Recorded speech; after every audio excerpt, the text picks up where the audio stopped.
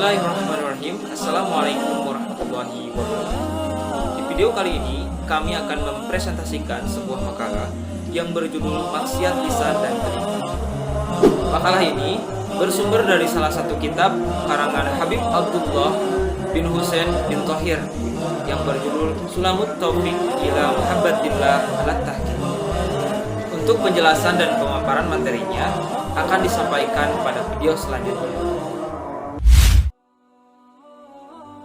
Ajaran Islam memiliki hubungan yang erat dan mendalam dengan ilmu jiwa atau hati dalam soal pendidikan akhlak dan pembinaan mental spiritual. Keduanya sama-sama bertujuan untuk mencapai kesejahteraan hati dan ketinggian akhlak manusia.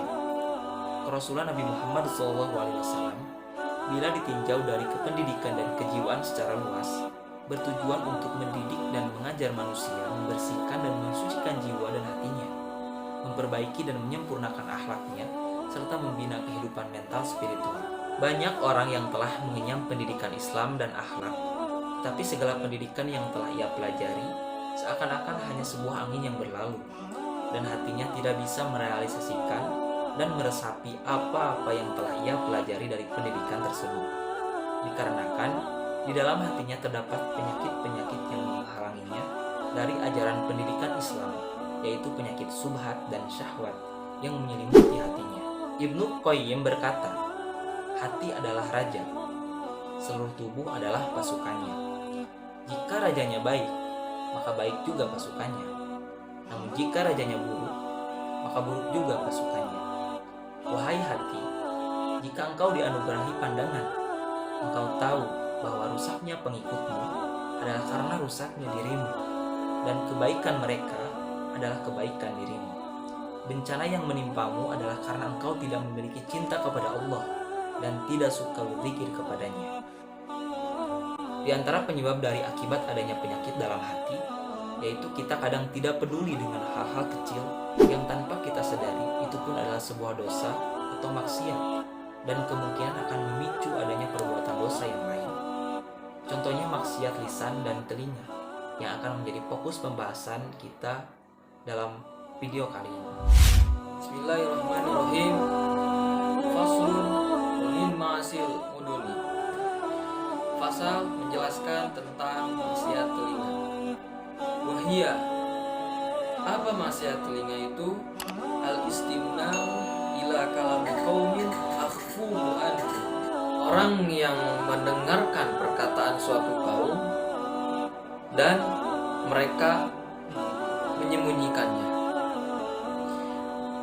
Bahwasanya maksiat yang pertama itu ada suatu orang yang mana orang itu mendengarkan kepada perkataan yang suatu kaum itu telah membicarakan seseorang, yang mana orang itu mendengarkan kaum yang membicarakan itu, lalu dia juga menyembunyikan apa yang mereka katakan. Tetapi meskipun orang itu hanya mendengarkan apa yang telah dikatakan atau apa yang telah dibicarakan oleh suatu kaum tersebut, lalu dia merahasiakan apa yang telah ia dengar, di dalam kitab Sulamut Taufiq bahwasanya orang itu termasuk maksiat telinga. Wakal istimna ilal ghibah wan namimah. Maksiat yang selanjutnya yaitu mendengarkan kepada orang yang sedang ghibah atau mengumpat, wan namimah artinya mengadu domba, wasairil qauli muharramah yang artinya mendengarkan perkataan-perkataan yang haram. Bikhilafi ma dakhala alaihi sima qahron wa karihahu walazimahul inkaru inqadaro. Bikhilafi berbeda apabila ia mendengarkan karena terpaksa, sedang ia membencinya, dan wajib ia mengingkarinya jika dia mampu. Bismillahirrahmanirrahim. Faslun wa mimma asil lisanil ghibah wa hiya dzikruka akhakal muslima bima yaqrahu wa in kana fih. Termasuk daripada maksiatnya mulut ialah gibah atau mengumpat, yaitu kamu menyebut saudaramu muslim dengan sesuatu yang ia membencinya meskipun ia berada di dalamnya. Wan namimatu wa hiya naqlul qawli lil ifsadi wa tahrishu min ghairi naqlil qawli walau bainal bahaim. Namimah atau mengadu domba, yaitu melempar pembicaraan yang bertujuan merusak dan menghasut tanpa mengalihkan pembicaraan, meskipun mengadu domba di antara binatang.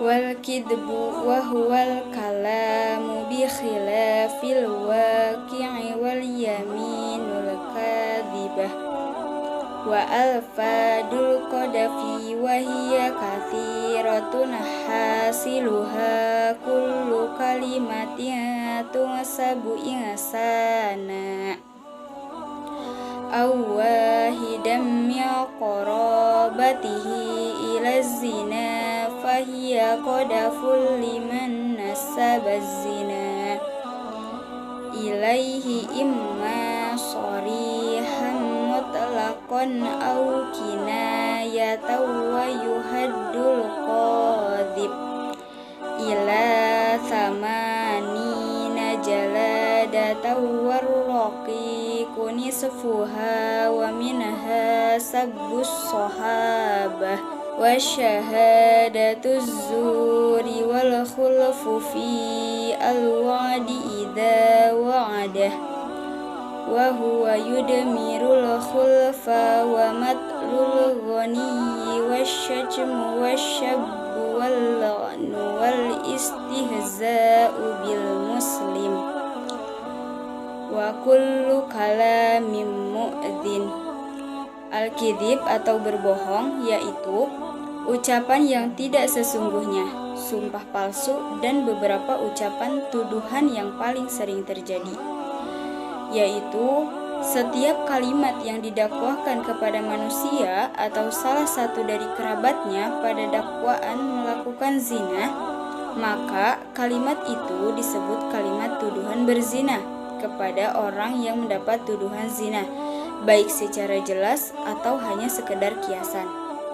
Orang yang menuduh berzina hukumnya adalah 60 dera, sedangkan hamba sahaya adalah 30 dera.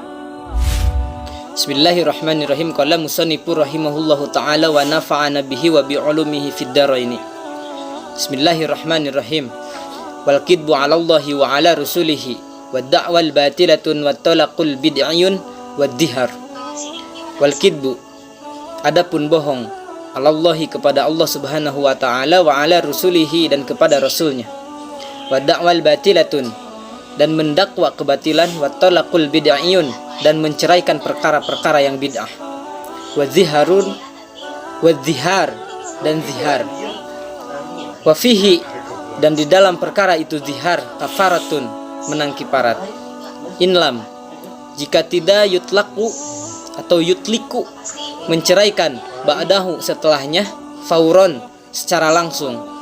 Wahia, adapun itu denda, iyaku rokobatin, memerdekakan mukminatin salimatin, kepada budak-budak mukmin yang selamat. Fa'in, maka jika ajaja tidak mampu kalian, sauma, harus berpuasalah kalian sahraini, selama 2 bulan, mutatabi'aini, berturut-turut.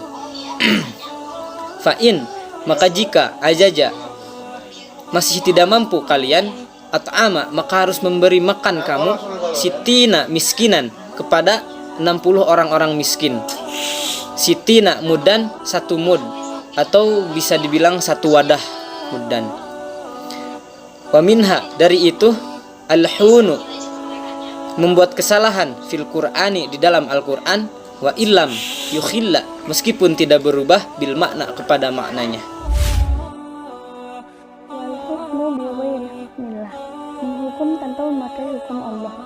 maksud dari menghukum tanpa memakai hukum Allah yaitu apabila ada seorang yang melakukan perbuatan yang melanggar, kemudian orang tersebut mendapatkan hukuman di luar dari hukuman yang Allah terapkan.